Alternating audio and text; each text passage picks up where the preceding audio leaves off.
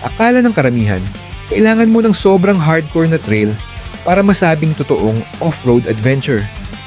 Pero paano kung sabihin ko sa'yo, minsan, ang pinakamagandang biyahe ay hindi tungkol sa hirap ng trail kundi sa mga taong kasama mo. Sa episode na ito, samahan ang Loop Overlanding Club habang tinatahak namin ang maputik, mabato at matubig na light trails ng Tanay Rizal papunta sa Camp Zibiya. River crossings, kwentuhan, masarap na pagkain at isang gabi sa gitna ng kalikasan. Ito ang dahilan kung bakit kami bumabalik sa mga trail, hindi lang para sa adventure, kundi para sa samahang nabubuo sa bawat kilometro. This is Light Off-Roaders of the Philippines.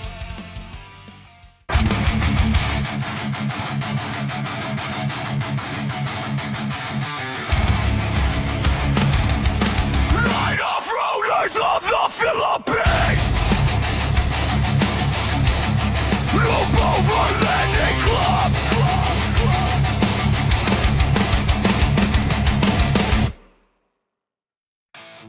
Another day, another light trail kasama ang Loop Overlanding Club. Ngayong araw, ang destinasyon natin ay sa Camp Zibiya. Nasa 1 oras lang ito simula Shell Boso-Boso. Pero dahil gusto mag-light trail ng buong grupo, dadaan muna kami sa mas mahabang ruta. Kaya kung meron po kayong halimbawa po, palobat na kayo, tapos isa lang radyo nyo, tapos wala pa kayong kasama, tawagan nyo ako, sabihin nyo, Gian, Pairam radyo. Sabihin nyo gano'n. O kaya tawagan nyo si MJ. Ilan ba radyo mo? Oo, 3 radyo ko, 4, bali 4 na lang ko na radyo. Pwede kong ipairam yung isa. Natanong mo na Opo, first time pwede, dito? pwede. May mga first time? Meron, may. Pakitaas po yung mga first time na sasama.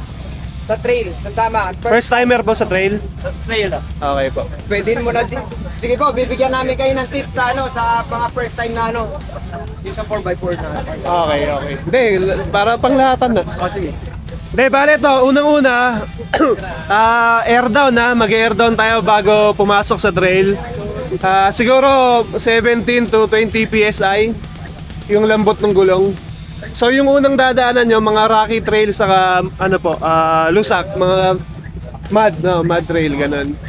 So ang gagawin nyo lang, tamang tapak lang sa throttle. Tapos pag halimbawa nabalaho kayo, ang unang-unang gagawin po, self-recovery po muna. Atras kayo, di ba? Tapos pwede kayong lumipat ng ibang pwesto. Halimbawa, na balaho kayo sa part na to, pag atras nyo, lipat kayo dito para hindi kayo mabalaho ulit. Kung kaliwat kanan yung gulong. If ever na nabalaho ulit kayo tapos wala kayo talagang choice, pwede kayo magradyo, tutulungan kayo nung nasa harap nyo o yung nasa likod. Paki-check na lang din po yung recovery point ng mga kotse nyo. Para syempre pag kailangang hilain, alam namin kung saan kukuhain, no? May mga toe strap po ba? Wala. Sino may toe strap po? Okay, hindi. Pwede naman maghiraman na lang kung wala yung iba. Basta magradyo lang po, yun lang importante. Magradyo po. Tapos, sa trail po, matarik yung dito sa may langit-langitan. So, 2 to 3 cars apart. Para, kasi minsan, pwede kang dumulas baka mabanggaan nyo yung mga nasa sakyan nyo. Okay, nasabi mo na kanina. Ano pa ba yung doon? Yung nanggaling na kasi kami doon sa trail. So, yung kanina sinasabi niya, langit-langitan yun. So, mountain yun. After no mountain, bababa ulit tayo. Pagte-trail naman tayo sa ilog naman. So, river crossing naman yun. Ay, teka lang. Yung pababa pala sa langit-langitan, medyo matarik din talaga yun, ha? Sobrang tarik. So, ang gagawin nyo, kung first time kayo 4x4, mag-4 low kayo sa sabay primera. Tapos hindi kayo pipreno ng parang didiinan yung preno. Ano siya? Sundot-sundot lang. Tapos hayaan yung gumulong yung gulong nyo.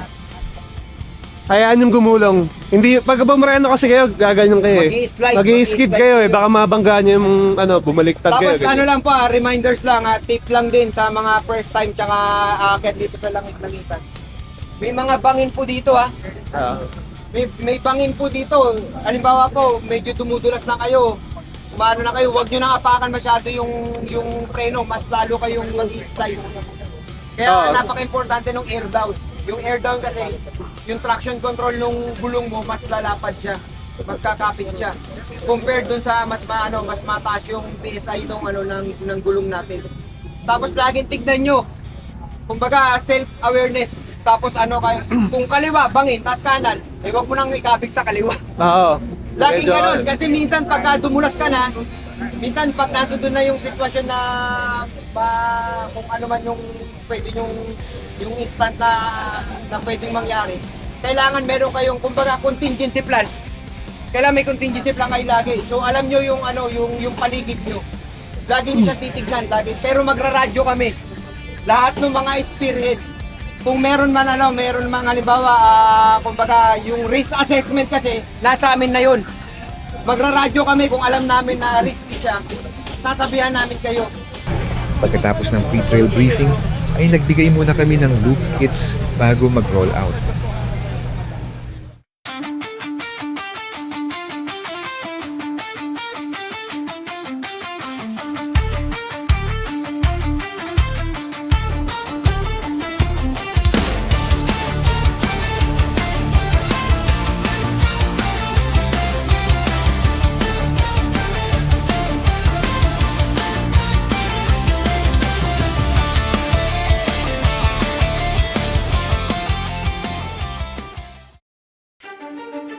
Ito ang jump-off point ng Langit-Langitan Trail. Dito na din nag-air down ang lahat.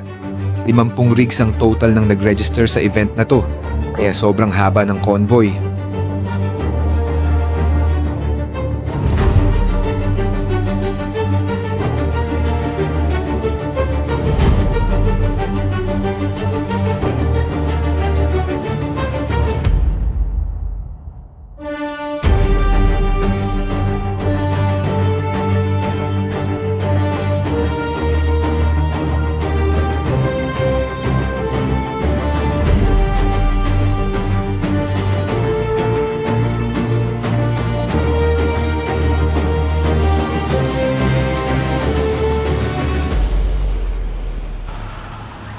Pagkatapos mag-air down, pinag-ready na namin ang lahat para pumasok sa trail.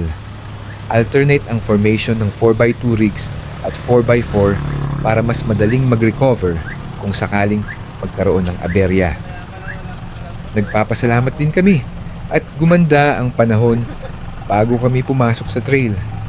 Dahil dito ay mas may enjoy lang namin ang magandang view ng langit-langitan.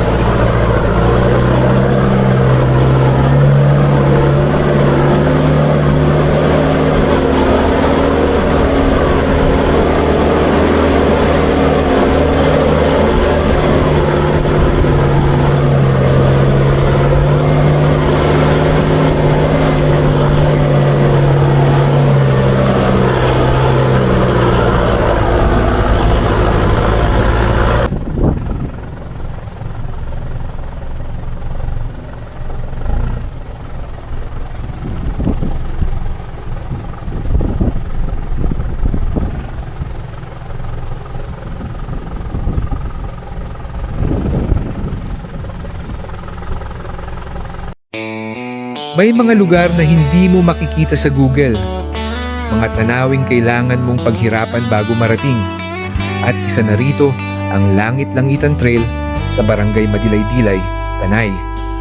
Habang paakyat ka sa trail, unti-unting napapalitan ang ingay ng syudad ng malamig na hangin, luntiang kabundukan, at mga tanawing parang walang katapusan. Habang unti-unting bumubukas ang kabundukan, bawat liko ng daan ay may bagong tanawin. Dito mo marirealize na hindi lang pala ang destinasyon ang dahilan ng biyahe, kundi ang mismong paglalakbay. Samahan ang Loop Overlanding Club habang tinatahak natin ang isa sa mga pinaka-scenic na light trails sa Tanay. Ito ang Langit-Langitan Trail.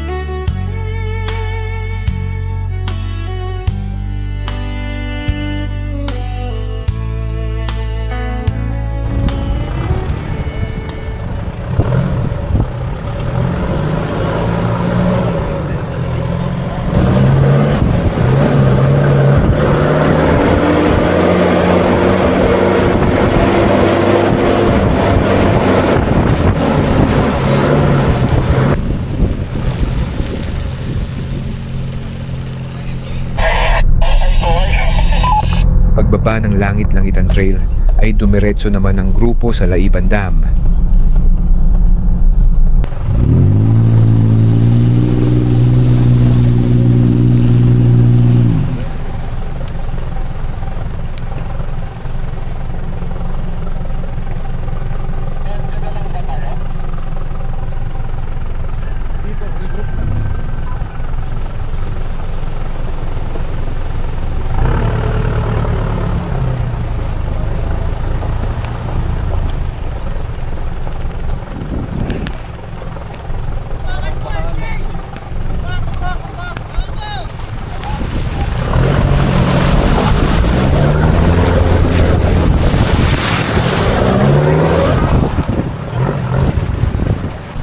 Dito muna kami nagpahinga at nag-regroup para tumungo sa Camp Sibya.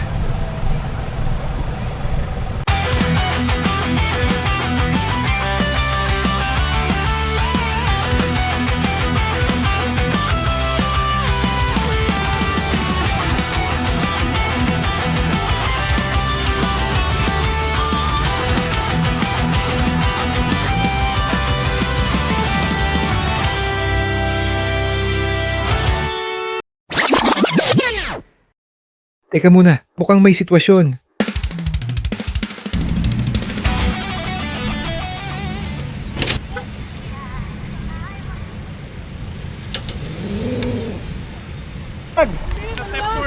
Sige. Maluwag, Gabi. Maluwag pa po siya. May space pa? Malalim pa. Teka lang ha, magre-recover Parang pakaliwa. Para sumampay yung gulong mo dito. Ipihit mo pakaliwa. Oo Pakanan pala, pakanan. Doon ba? May kaliwag. Baka humating doon. Ano ba talaga? Patras niya. Ano bang ginagawa mo dyan? Patras. Inaya kita eh. Ako, ganito ginawa yung gulaw eh. Sino ba kasi sinundan mo? Ikaw! Ano? Di ba tinatamaan, Tori? Tinatamaan. Di ba? Ganun nga lang. Tamaan yung ano ko, push. Tinatamaan niya. Ako, may tumutulo. Ano yung tumutulo? Pwede ba magpa-picture dito? Katulad nung kay Tera? Hindi, naka-flex yan eh. May tumutulo. Aircon. Aircon. Ba't nasa bumper? Huwag niyo akong pakabahin!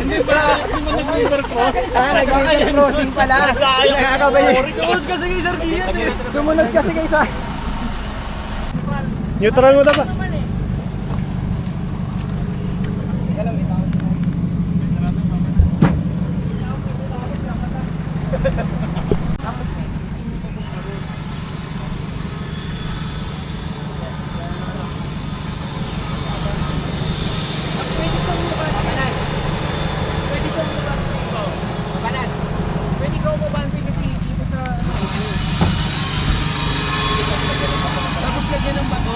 Ayan na. Bro, yan. Bakit kumita?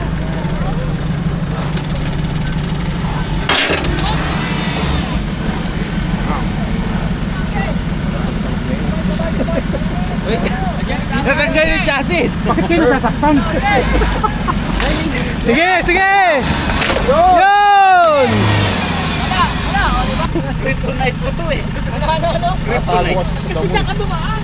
Maganda yung tinamaan niya, bakal.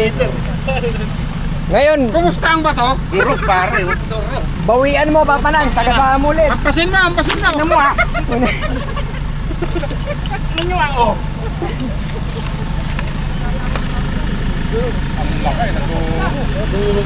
Buti, bakal tinamaan. Sabi ko mag-UBB pa lang ako eh. Pagkatapos ma-recover ng JMC pickup ay nag-formation na din ang grupo para mag-picture taking.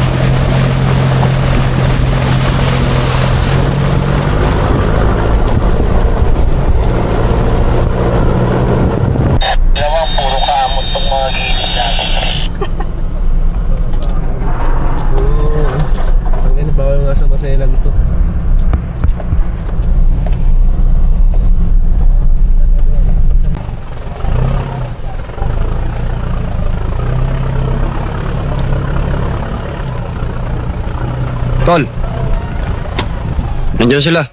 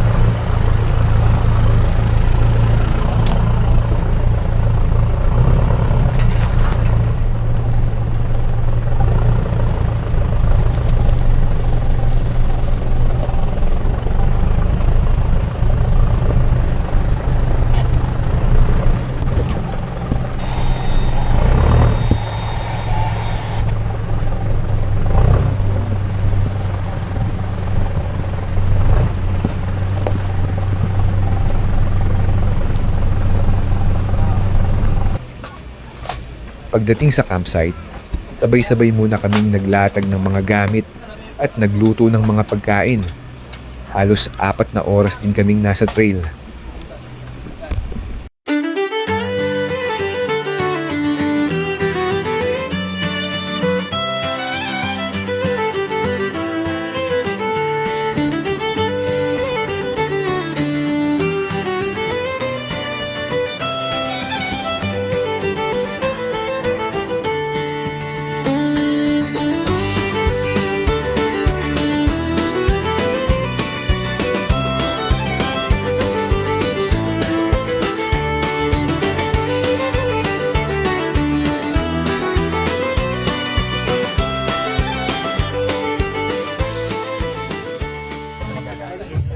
Okay, so kanina wala namang sitwasyon. Okay, successful po yung light trail natin. Napalakpakan niyo yung mga sarili niyo. Ayun, papakilala ko pala si Inigo, isang admin din po natin. Yan, mag-enjoy lang tayo dito ngayong gabi. Tapos, kasi importante yung basura kasi lagi na lang tayo, pag usually yung ibang nag-trail, doon lang naman nasisira sa pag nagtataba ng basura. Nakakaya sa owner. Libre na nga eh. Wala tayong bayad. So enjoy na lang natin. Maraming salamat po sa mga bagong sali. Ayun, pinapatawag ko nga pala si Renzel, si RA, yung may-ari ng campsite. Yun, no? Yun nga pala, magandang araw sa inyong lahat. At nagpapasalamat ako dahil safe tayo lahat nakarating dito sa aking campsite. Sa lahat nga po pala ng member ng Loop, less 20% po kayo din. Wow! Basta member po kayo ng Loop. Tapos, yun lang naman. Maraming salamat sa inyo ulit. Tapos, sa mga gusto mag-ATV, meron din po pala tayong ATV rito na i-rent. Bali, may discount din po yun pag sa Loop member. Kahit hindi nyo kasama yung buong group, kunyari may family lang na nagpunta dito, ayan, basta sabihin nyo lang, Loop, pakita nyo lang yung picture nyo nakasama si Boss MJ. Para, di ba? Yun. Tapos, yun lang naman. Enjoy po kayong lahat. Sana maging okay yung natin. Yun lang. Thank you.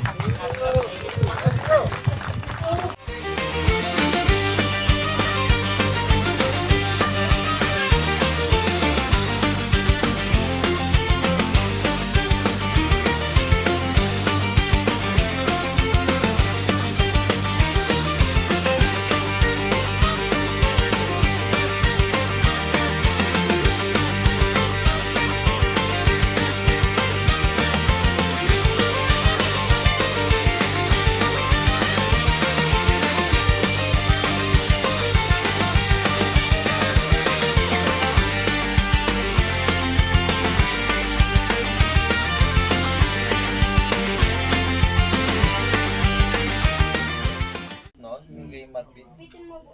Kaso hindi nga na pinost yung nabalahaw. Saan yung nabili ko lang ngayon? May kita ko na. Ba nung nag-overload Galing ka sa mga balag malamig, di ba? Sa marketplace galing sa Hindi ko na nag-stay. Jeep Wrangler yun. Hindi, umuwi din kami. Okay. Hindi ko nakaset up kayo sa dulo. Galing sa Jeep Wrangler. Tama yung sa akin. Pag ganun kalapad yung Talaga eh. Di ba nagpaputok? Tama ba? Talaga manipis. May mga campsite na pinupuntahan mo para mag-camping. At may mga campsite na babalikan mo dahil sa karanasan. Kung naghahanap ka ng camping destination na malapit sa Metro Manila, ulit bisitahin ang Camp Zibia. Preskong hangin, magandang tanawin, at perfect para sa weekend getaway kasama ang pamilya o tropa. Isa ang Camp Zibia sa mga official partners ng Loop Overlanding Club. At para sa ating Loop exclusive members, may exclusive 20% discount sa camping fees. Mas sulit na ang susunod mong camping adventure.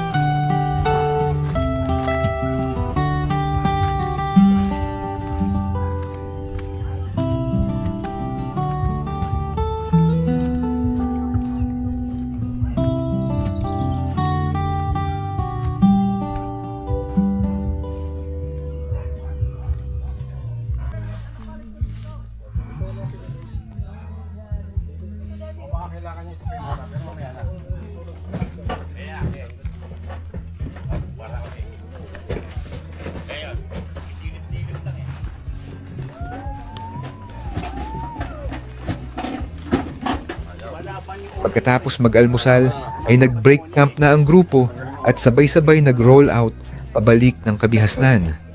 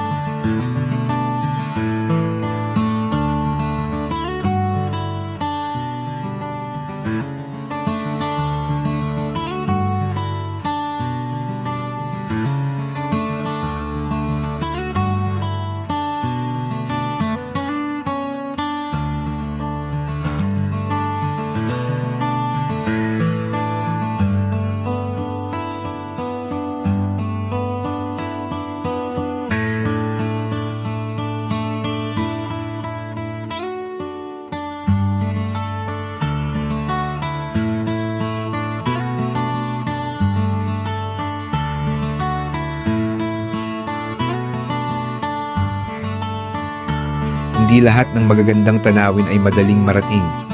Pero kapag tama ang mga kasama mo, sulit ang bawat kilometro.